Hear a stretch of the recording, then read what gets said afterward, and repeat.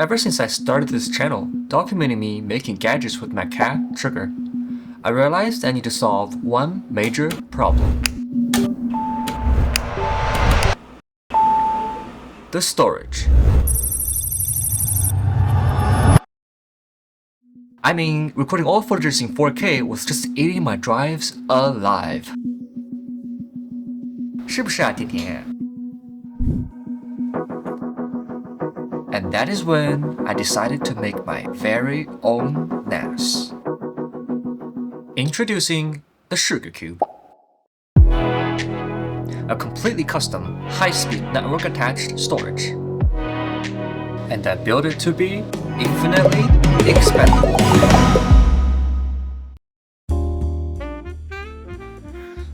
This is the first video of the series for the Sugar Cube NAS, focusing on a high-level tour of this stylish design and how it operates. But first, I guess you're probably wondering, why isn't it just another NAS from Amazon? Well, I'm glad you asked. Most NAS from the market right now only have one single module.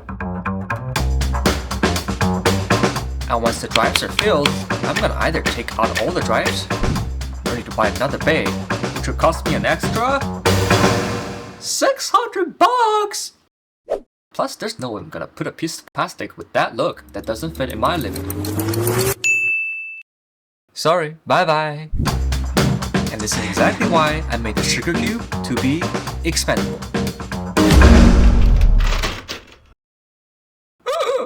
Oh no, please come back in one piece.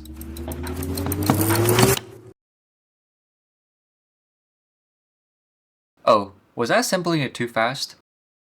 Don't worry, let me break down this design for you. Now, the concept is simple. First, you have a network-attached storage. Then, when your storage is running out, simply get the bottom expansion module and stack them on top of each other, just like a Lego piece.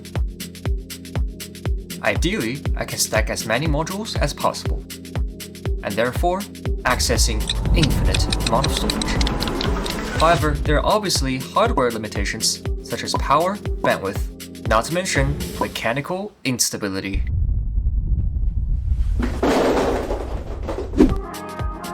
Therefore, as a proof of concept, I made the first prototype of Sugar Cube with two modules. The top module is the brain that houses these components.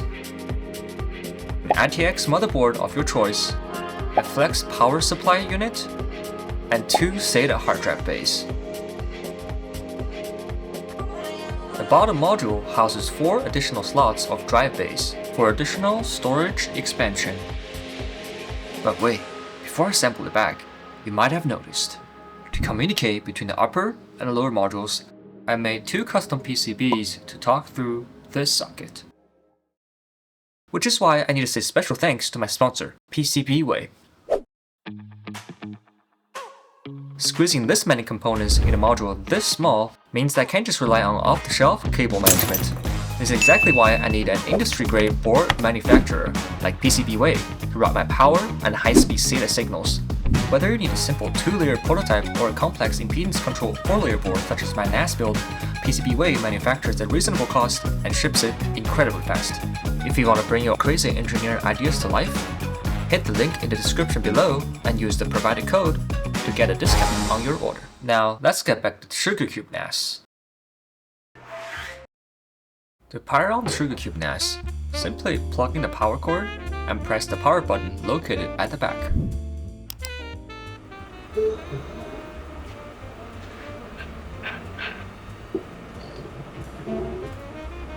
On a different PC, I can log into the NAS to view the storage status and the system usage at a glance. For the operating system, I went with Ubuntu with additional software plugins including CasaOS and Cockpit. For now, just know that with this setup, I can easily monitor the status and transfer data extremely fast with NVMe caching through my home router. Now, I can finally enjoy watching the progress bar while it's uploading the 1TB raw footage file to the Sugar Cube NAS. without worrying it'll ever run out of storage. Unless... Do you really think everything was this simple? The amount of challenges were just insane. In the next video, I'm taking you inside as an engineer to show you the custom PCB design, 3D printing, mechanical clearance challenges, and exactly how I designed and manually assembled from scratch. Remember to buckle up, because part 2 is about to get hardcore.